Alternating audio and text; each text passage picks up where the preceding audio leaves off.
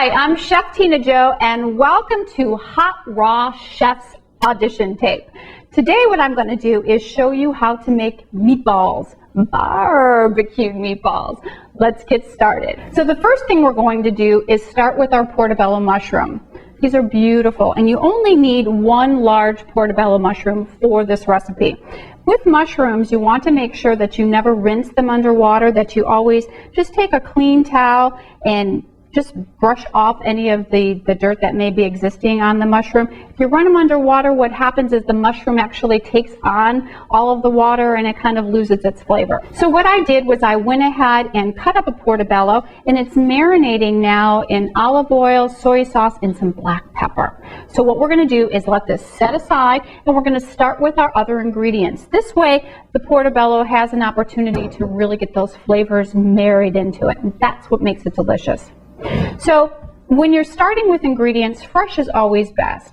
If you don't have fresh ingredients, one thing that you can do with some dry ingredients is look for ingredients that are blend mixes.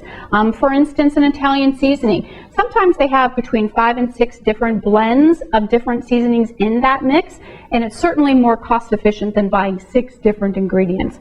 So we're going to go ahead and start. I'm going to add our dry ingredients first. And this is actually some rosemary, some cayenne pepper, some chili pepper, and some cumin.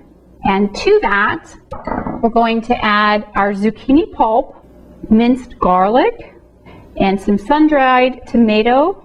And we've got some minced celery and some minced orange pepper.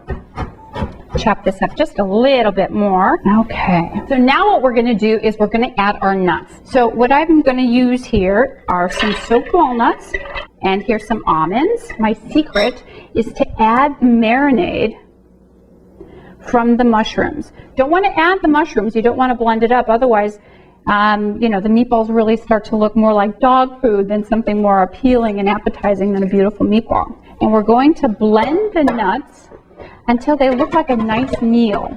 So now we're just going to take the nuts out of our bowl and add them to our mixing bowl with our other ingredients. We certainly can't forget the portobello. So now we're just going to mix all these ingredients. You can see how absolutely gorgeous this starts to look.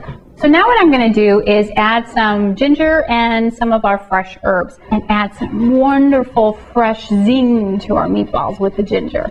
And now we're going to add some fresh parsley and some cilantro. There we go. Okay, so we're going to mix these all up.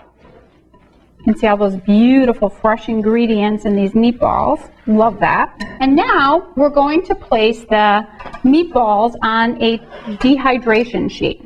Simply going to use a ice cream scooper for these. So what we'll do is we'll let this dehydrate on 105 for 2 hours. And what I like to do is an hour into it, I go and check on the meatballs, and I actually just rotate them. Now I'm going to show you how to make the barbecue sauce. This is my favorite part, actually. The first thing we're going to do is add in a cup of chopped tomatoes.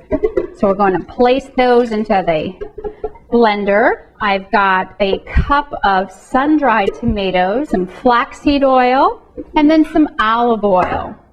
And here's some sun-dried tomato powder, some soy sauce, apple cider vinegar, some garlic. I'm going to add a whole, it's about a medium size, I would say, red jalapeno. And then to sweeten it up just a little bit, I'm going to add some dates. Here we go.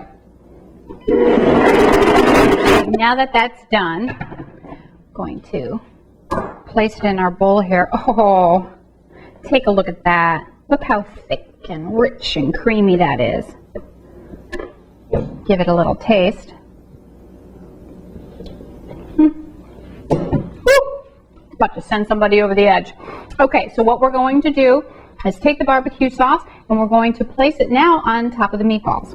Okay, so there you have it. Beautiful, delicious, simple barbecue meatballs. Now, most importantly, don't forget to go to www.hotrawchef.com and cast your People's Choice vote for me, Chef Tina Jo. Bye for now.